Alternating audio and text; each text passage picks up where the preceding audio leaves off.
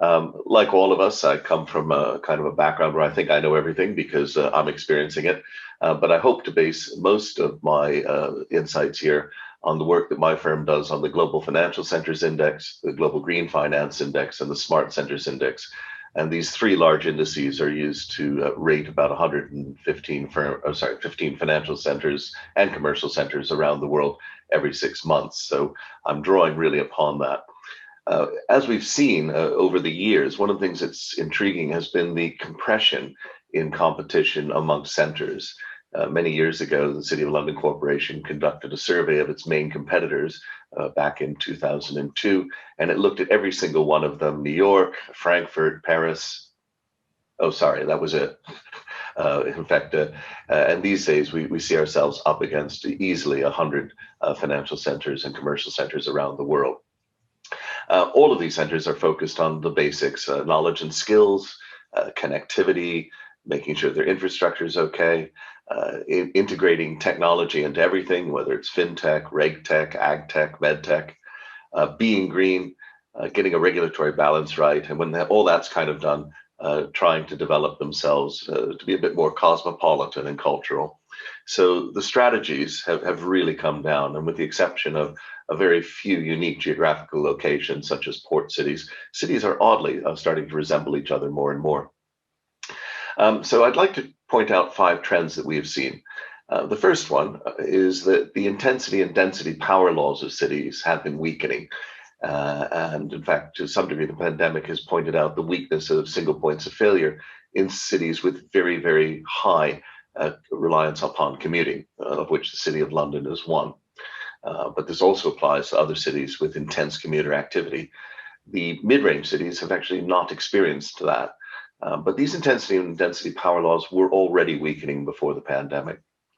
The second thing I'd like to point to is the decline in business travel. An often unremarked statistic, which would have been probably the talking point of 2020 had it not been overcome by the complete collapse of air travel, was, believe it or not, that business travel in Scandinavia had declined in 2019, a boom year, by 8%, really due to Fleegscom, flight shaming, so people not wanting to travel because of their carbon footprint. The other thing that we've seen has been a huge boom in professional services exports. We're able to sell abroad internationally because the barriers have been lowered via technology such as video conferencing. And I think that turns up in Richard's poll just now. The third item I'd say is it's becoming a little bit harder to determine what is a financial center. It's blending into some type of perhaps a knowledge cluster, and it's not even necessarily based geographically. We're seeing firms in France, Italy, and Spain getting knocks on the door saying you've got 75 people in chalets or something, and therefore you have an establishment in our country, even though they're not incorporated there. And likewise, we've seen people being pursued for individual and personal tax in similar jurisdictions because they've been there for longer than 3 months. As I've often remarked, the City of London has had a torrid COVID-19, the complete collapse down to approximately 5% of normal traffic. But the southeast of England, tech and financial services cluster, has had a boom year. We're also moving towards 15-minute cities.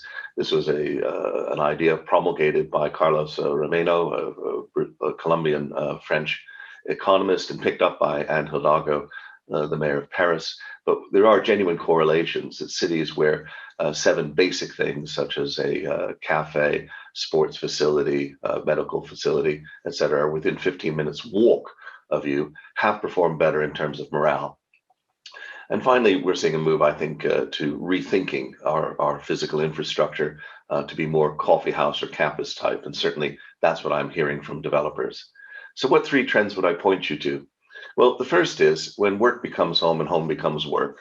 And I think not a lot has really looked at the point that home, when it is work, you need to know your staff much better. You need to understand their home place design. We talk about workplace design, but we don't talk about home place design. Doing some work at the moment, believe it or not, with the furniture makers, looking at why is it that people are taking things from offices and bringing them home to their workspace. These weren't designed. Desks at the office were not designed to be desks at home. I think that we're going to be seeing a lot more experimental technology in our architectural design techniques.